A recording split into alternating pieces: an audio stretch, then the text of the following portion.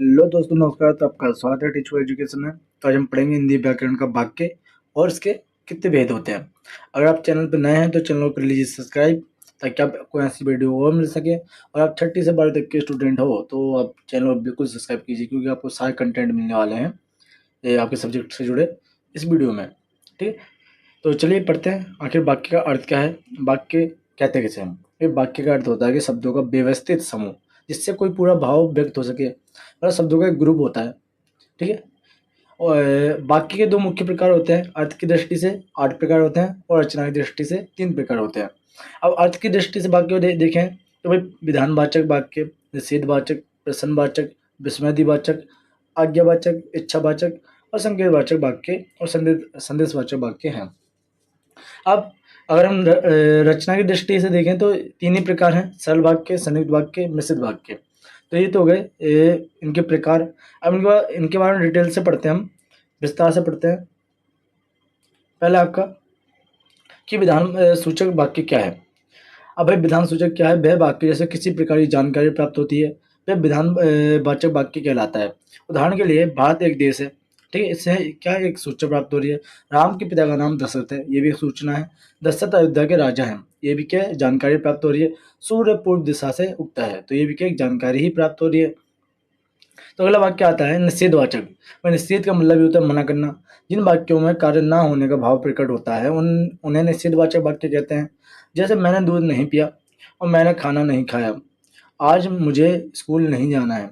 मतलब इसमें मनाही हो, मतलब निषेध का अर्थ ही होता है मना करना। ठीक है, जहाँ भी आपको नहीं शब्द दिखे समझो वो कौन सा वाक्य निषेधवाचक वाक्य है। अगला है आपका प्रश्नवाचक वाक्य क्या है? भाई वह वाक्य जिसके द्वारा किसी प्रकार के प्रश्न किया जाता है, वह प्रश्नवाचक वाक्य कहलाता है। उदाहरण के लिए राम के पिता कौन है और दशरथ कहाँ के राजा हैं। प्रश्नवाचक जब प्रश्न पूछे जाते हैं तो वो प्रश्नवाचक वाक्य हो जाएगा। और आपका 4 नंबर का है, 4 नंबर का है कि आज्ञावाचक वाक्य कैसे कहते हैं। भाई वह वाक्य जिसके द्वारा किसी प्रकार की आज्ञा दी जाती है या प्रार्थना किया जाता है, कि वह विधि सूचक वाक्य कहलाता है। ठीक, आज्ञा दी जाए, प्रार्थना रिक्वेस्ट की जाए। जैसे कहा बैठो, बैठिए, कृपया बैठ जाइए, शांत रहो, कृपया शांति बनाए रखें। तो ये क्या है? इससे या फिर रिक्वेस्ट हो रही है, ठीक है, या फिर आज्ञा दी जा रही है। ठीक है, आज्ञा आज्ञा दी जाए या फिर प्रार्थना की जाए तो वहाँ पर कौन सा वाक्य आ जाएगा? आपका आज्ञावाचक वाक्य आ जाता है। अगला आता है आपका 5वां, विस्मयवाचक वाक्य क्या है? भाई वह वाक्य जैसे किसी प्रकार की गहरी अनुभूति का प्रदर्शन किया जाता है, वह विस्मयवाचक वाक्य कहलाता है। उदाहरण के लिए आह कितना सुंदर उपवन है, ओह कितनी ठंडी रात है, बल्ले हम जीत गए। तो देखिए विस्मयवाचक वाक्य जैसे विस्मयवाचक चिन्ह लगा हो, जो लगा हुआ आहा के आगे, ओह के आगे, बल्ले के आगे। ठीक है, तो वो क्या है? विस्मयवाचक वाक्य है। यहाँ भी चिन्ह दिख जाए समझो वो कौन सा वाक्य है? विस्मयवाचक वाक्य है। अगला है इच्छावाचक वाक्य। भाई जिन वाक्यों में किसी इच्छा, आकांक्षा या आशीर्वाद का बोध होता है उन्हें इच्छावाचक वाक्य कहते हैं। उदाहरण के लिए भगवान तुम्हें दीर्घायु यानी लंबी आयु करे।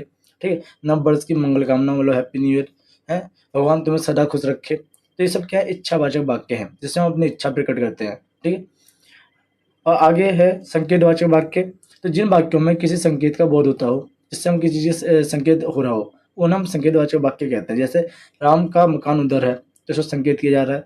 सोनू इधर उधर रहता है। ठीक है, यह मेरा पेन है। ठीक है, वह राम का घर है।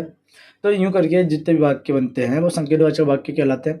इसी प्रकार है आगे बढ़ते हम कि संदेहवाचक वाक्य क्या है। भाई जिन वाक्यों में संदेह का बोध हो उन्हें संदेहवाचक वाक्य कहते हैं। जैसे क्या वह आ गया है? अब भाई संदेह आया है या नहीं है।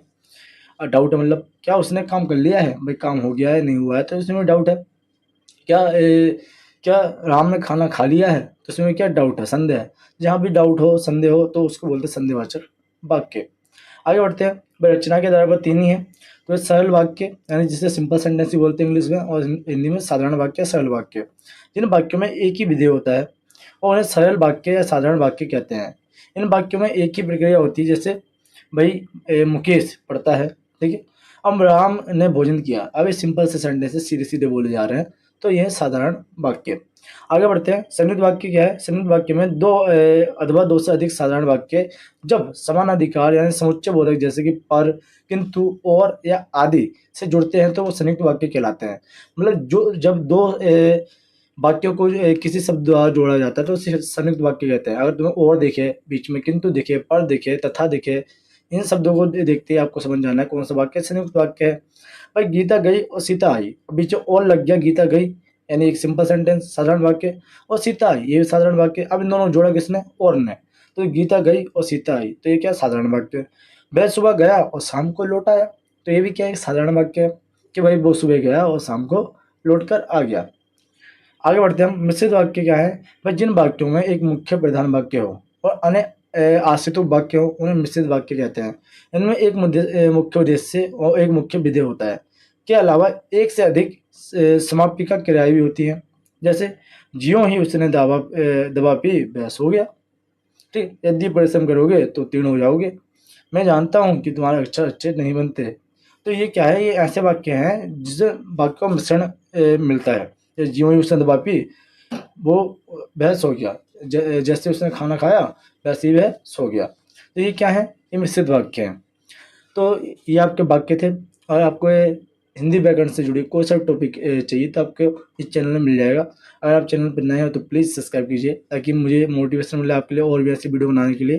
Thank you. मिलते हैं आपको नेक्स्ट वीडियो में।